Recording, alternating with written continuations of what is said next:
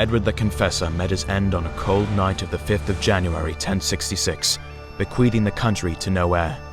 The only apparent scion to the throne was Edgar, a 15-year-old son of Edward the Exile.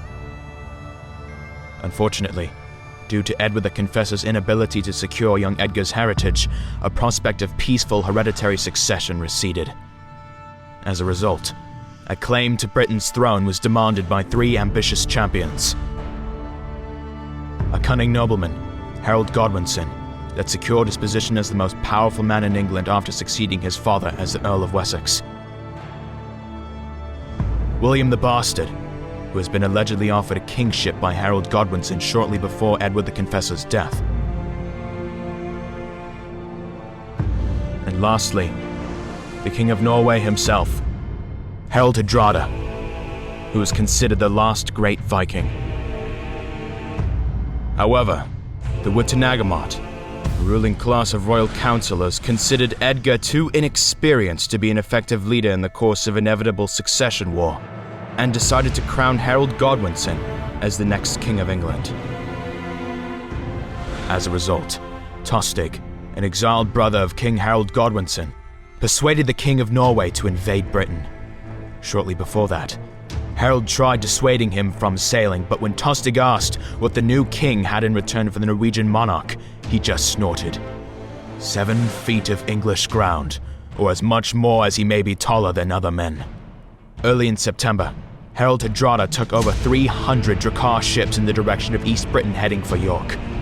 The first demonstration of resistance was met at the outskirts of the town of Fulford, led by brothers Edwin and Morcar.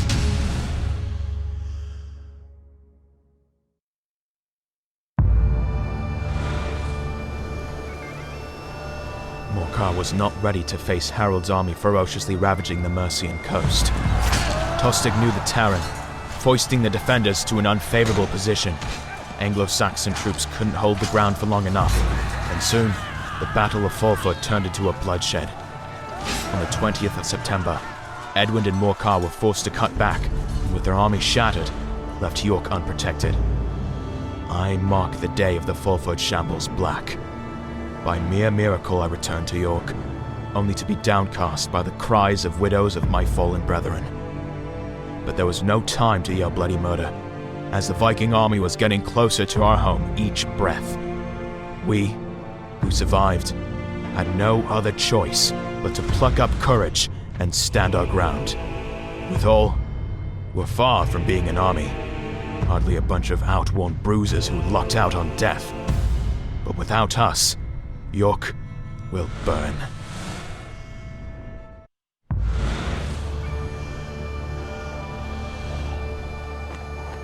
Our efforts turned out to be nothing more but a stopgap, an endeavor not worth the effort. In the end, our patricians made a deal with Tostig. York will be spared from the Vikings' rage in exchange for supplies. But the word is, King Harold II got wind of the defeat in Fulford.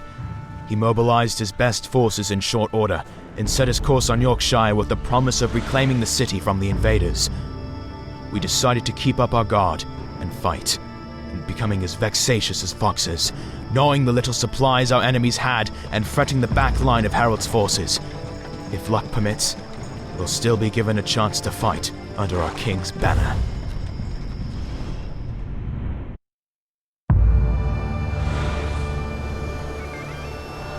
We fought each night like it was the last.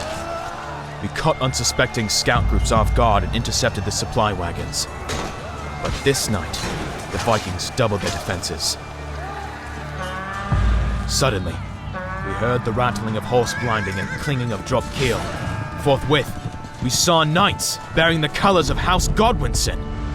Turned out, King Harold and his men reached Yorkshire in less than 4 days. His non-pariah riders swept through the country like northern wind. Their destination? Stamford, only a few miles short from York, where unsuspecting Harald Hardrada set up his camp, and where the fate of York will be determined.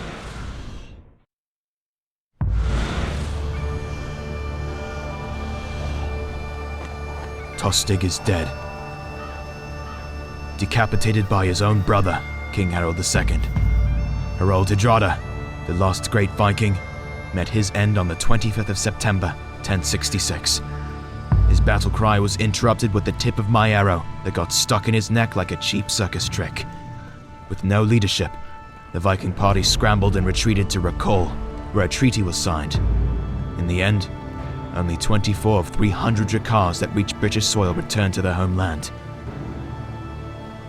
The celebration was grandeur, but the war was far from over.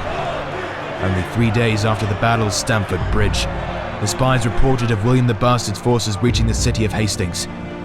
The king decided to carry a surprise attack to catch the invaders with their defenses down. Little we knew, William brought in his own spies to London that notified the Bastard of every move we made.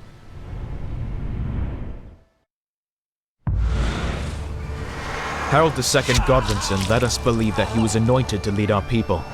Maybe it was far-fetched lie or blind belief he himself envisioned. Truth is, we followed him to the bitter end. A king was sent to the gates of heaven by an arrow to his eye, and his body trampled by the hoofs of cavalry to the metallic jarring of his armor. To much surprise, William and his army did not attack London straightforward. He decided to cut the capital from its supplies, patiently awaiting capitulation. After taking over the capital, the Witenagemot submitted the crown to the Bastard shortly after William seized Winchester, where the royal treasure was. On the 25th of December 1066, William was no longer a bastard, for this day was marked as the day William the Conqueror was born. A new title fit for a new king. But if you ask me, now he sounds plain posh. And me?